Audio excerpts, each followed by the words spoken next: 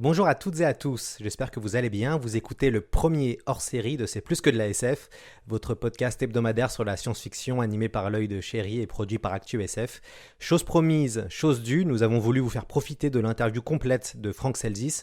Il inaugurait le premier fact-checking scientifique de l'émission pour notre épisode sur Interstellar. Frank Selzis est chercheur CNRS au laboratoire d'astrophysique de Bordeaux. Il est spécialiste des exoplanètes et il répondait à cette question: est-ce que le film Interstellar est scientifiquement crédible ? La réponse courte, ce serait de dire non, ça n'est pas du tout crédible, mais c'est une question intéressante parce que c'est un film qui est un projet qui se veut scientifiquement crédible au départ et qui a la réputation d'être scientifiquement crédible et qui surfe sur des phénomènes physiques réels, tout à fait crédibles, mais qui ensuite sont mis dans une histoire d'une façon assez irréaliste. Alors si je peux dire deux, trois mots sur le projet, en fait c'est l'idée au départ d'un très très grand physicien qui s'appelle Kip Thorne, un des grands maîtres, des grands experts de la théorie de la gravitation d'Einstein, donc de la relativité générale, et qui a été prix Nobel de physique il y a 3 ans pour sa contribution à la découverte des ondes gravitationnelles. Il ne l'était pas au moment d'Interstellar. Et c'est quelqu'un qui, comme beaucoup d'astrophysiciens, il a été bercé par la SF avant d'aller dans la physique. Donc il a été bercé par Asimov, Heinlein, Clarke, et il a toujours aimé la science-fiction. Il a eu notamment une contribution notable au bouquin Contact, écrit par Carl Sagan, pour les aspects justement trous noirs, relativité qu'il y avait dans le livre. Et il a travaillé à Caltech, qui est tout près des studios hollywoodiens, et il a toujours eu comme rêve d'écrire un film. Et donc il a écrit une histoire qu'il a appelée Interstellar. Et et par ses contacts, c'est un projet qui a d'abord intéressé Steven Spielberg. Et avec Thorne, ils se sont mis d'accord pour respecter 2 règles fondamentales sur ce film. La première étant que le film devait respecter euh, toutes les lois physiques solidement établies que l'on connaît aujourd'hui, et pouvait s'autoriser des spéculations sur des lois physiques mal comprises, mais des spéculations qui viendront d'idées scientifiques vraies et de scientifiques bien établis dans le domaine qu'on considère comme possibles. Et Spielberg a relevé le défi, et Spielberg il aime bien s'entourer comme ça de scientifiques, il avait même fait des colloques scientifiques avant de faire Minority Report ou Artificial Intelligence.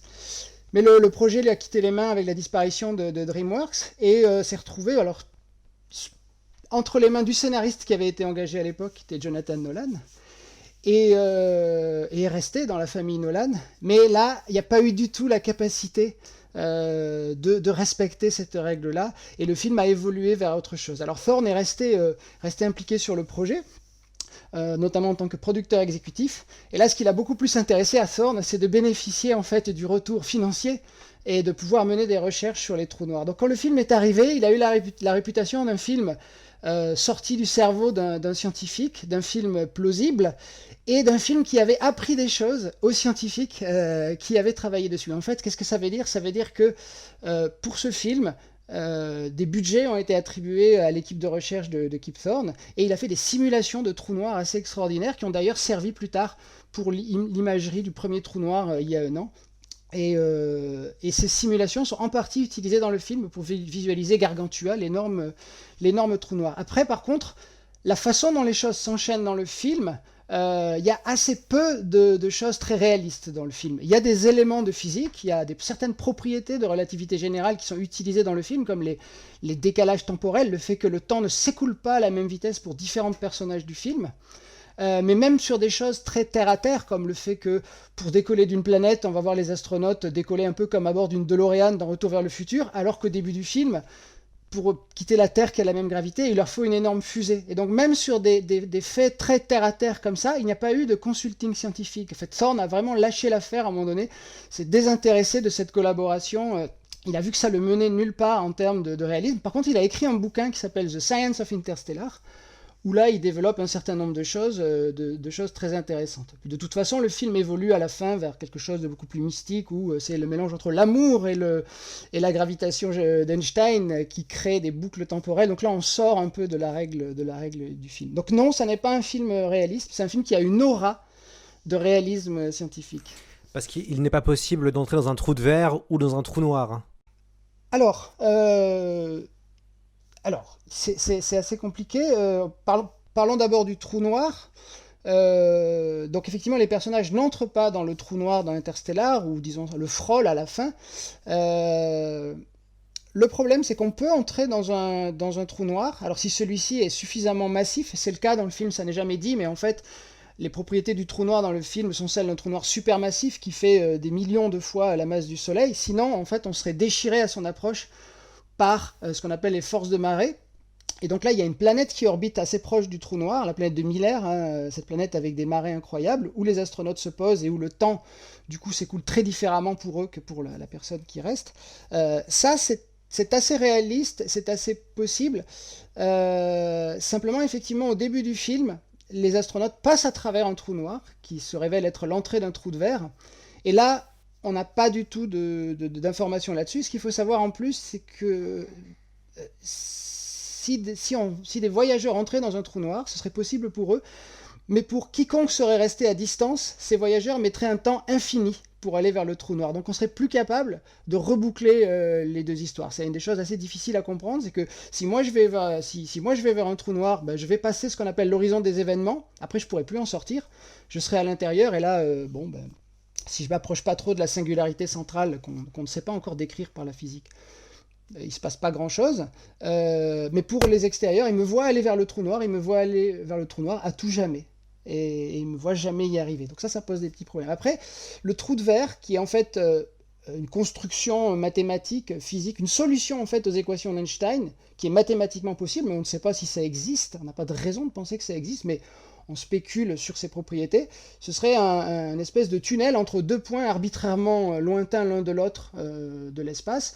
Et on pourrait passer en entrant par un trou noir et en sortant par un trou blanc, quelle que soit la distance. Alors même dans les cas spéculés purement mathématiques, on n'envisage pas pour l'instant qu'un être vivant puisse traverser. La question c'est est-ce que des particules pourraient passer en gardant leur charge, leur masse, etc. L'idée de garder un objet macroscopique, un objet complexe comme un humain dans cette traversée-là, c'est pas spécialement envisagé, encore que il y a des théories un petit peu spéculatoires, un petit peu compliquées qui envisagent ça.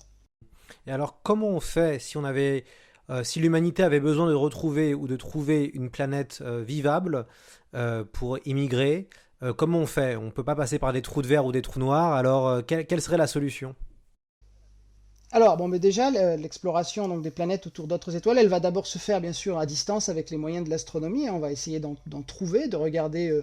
Pour l'instant, on en trouve, mais on ne détermine que leur masse, leur rayon, leur insolation. On aimerait savoir un petit peu si elles ont une atmosphère, de quoi c'est fait, est-ce qu'il y a de l'eau, des choses comme ça. Mais admettons qu'on en trouve et qu'on veuille y aller. C'est compliqué. Alors, la science-fiction a exploré ça. Certains scientifiques se sont aussi posé la question. Typiquement, il y a 2-3 solutions. La première, c'est simplement de mettre un temps incroyablement long. C'est un peu l'idée des vaisseaux générationnels qui mettent des siècles et des siècles pour atteindre une des étoiles les plus proches où soit des humains sont mis en hibernation très longtemps, soit des générations d'humains se succèdent. On pourrait y aller de façon extrêmement brève, en fait, même la physique autorise un voyage aussi bref que l'on veut, mais il y a un coût énergétique absolument non envisageable, en tout cas tel qu'on peut imaginer les choses aujourd'hui.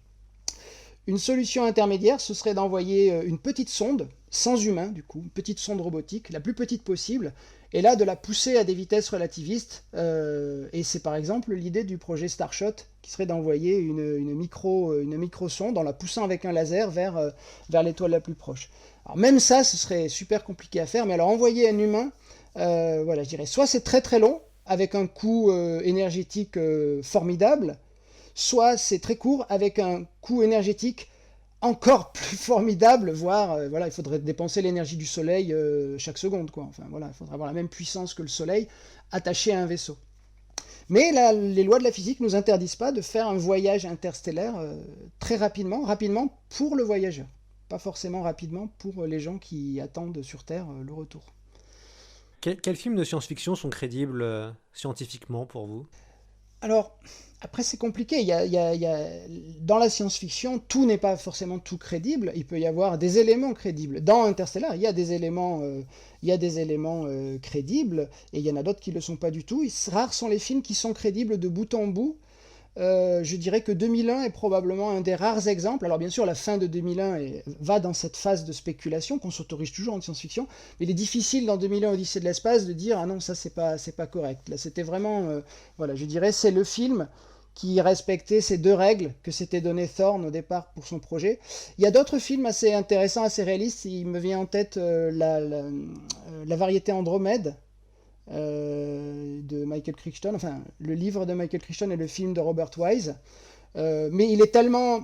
Moi je l'aime bien, mais il est tellement scientifique dans son approche qu'il peut être un peu ennuyeux pour quelqu'un qui n'est pas à fond dans la démarche. Moi j'aime bien, mais c'est vraiment... Il est très réaliste. Après, il y a des films qui ont des éléments réels. Contact, par exemple, a pas mal d'éléments très réalistes. Après, il y a une partie de spéculation. Rencontre du troisième type, bon, on va pas très loin dans les spéculations, parce qu'on est plutôt témoin de choses qui se passent sur Terre, mais dans le fait que les gens enlevés il y a 50 ans ne vieillissent pas quand on les retrouve, etc. Voilà, mais si je prends un film, par exemple, dont l'environnement est réaliste comme Minority Report de Spielberg, alors bien sûr, on a un argument qui est avoir la connaissance du futur. Donc ça, c'est pas du tout en phase avec nos connaissances. Par contre, tout l'environnement autour est très crédible et a été pensé avec des gens qui réfléchissaient un petit peu à l'évolution de la société à cette époque-là. Et pour beaucoup de gens, Interstellar, il fait partie un peu de ces films fantasmés. C'est un peu comme le Napoléon de Kubrick ou le Dune de Jodorowsky, sauf qu'il existe. C'est-à-dire qu'on a fantasmé un film, on l'a tellement attendu, le Interstellar de Thorne et Spielberg, et de cette idée-là, cette idée qu'on aurait peut-être un nouveau 2001. Et en fait, il existe un film qui est Interstellar, fait par les Nolan, mais qui est autre, qui est... Alors, c'est pour ça, je pense qu'il y a une réaction un peu viscérale chez beaucoup de cinéphiles et chez beaucoup de gens qui aiment la SF. C'est parce que, voilà, il y avait ce film dans lequel on mettait beaucoup, que, comme je dis souvent, moi, je voulais l'aimer, ce film. Et dans la salle, je l'ai aimé 30 minutes. Après, je m'en suis décroché, puis à la fin, je l'ai détesté. Et il existe encore en nous comme un film qu'on attendait, et en plus quand on a eu accès un peu à l'histoire originale, qui a été très très alambiquée ensuite par les Nolan, l'histoire elle est géniale, quoi. On veut encore la voir, l'histoire de Thorne avec la mission chinoise enfin les robots de la mission chinoise qui ont survécu sur la planète et tout ça. Donc il y a un vrai mythe autour de ça. Et bon.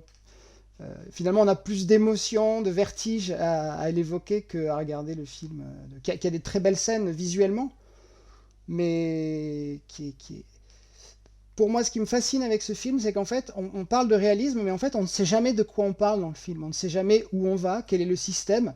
On parle de planète habitable, mais on ne parle jamais d'une étoile. On ne sait pas si c'est le trou noir qui a un rayonnement qui éclaire les planètes. On ne sait rien. Donc en fait, la question du réalisme, elle se pose en fait même pas. Elle est très difficile à aborder dans ce film parce qu'on ne sait pas de quoi on parle. On ne sait pas qu'est-ce qu'il faudrait vérifier en fait dans ce film. Donc on se rabat sur des petits éléments comme les décollages de fusées, etc. Mais sur l'histoire, ce qui se déroule, en fait, on ne le sait pas. Il y a une phase clé dans le film où ils approchent des planètes et ils veulent savoir sur quelle planète ils vont aller en premier. Et alors ils auraient pu en parler avant, hein, ils ont passé beaucoup de temps, mais ils en parlent que là. Et en fait, il y a, je crois que c'est une scientifique dans le film qui dit, si vous voulez, j'ai des données sur ces planètes. Et il balaye ça du revers de la main en disant non, mais puis il commence à parler du petit copain de l'un qui est peut-être sur telle planète, etc. Et ça, pour moi, ça résume assez bien le film. C'est-à-dire, on ne veut jamais nous dire de quoi il est physiquement question pour échapper justement à cette question du réalisme et en faire quelque chose de plus onirique, sans qu'on sache vraiment de quoi on parle. Et moi, j'en retiens par contre la présence en fait du trou noir dans le film, qui elle est réussie, je trouve. En tant que présence de l'objet trou noir, ces moments-là, voilà, je m'en souviens bien, je trouve qu'ils étaient assez forts. Mais l'histoire en elle-même, elle est confuse, très confuse. Un film réaliste, c'est un film qui a une aura de réalisme scientifique. Très bien. Merci beaucoup, Franck Selzis. Je rappelle, vous êtes chercheur CNRS au laboratoire d'astrophysique de Bordeaux, spécialiste des exoplanètes et vous êtes le premier, à jamais le premier, d'avoir participé à cette expérience de fact-checking scientifique.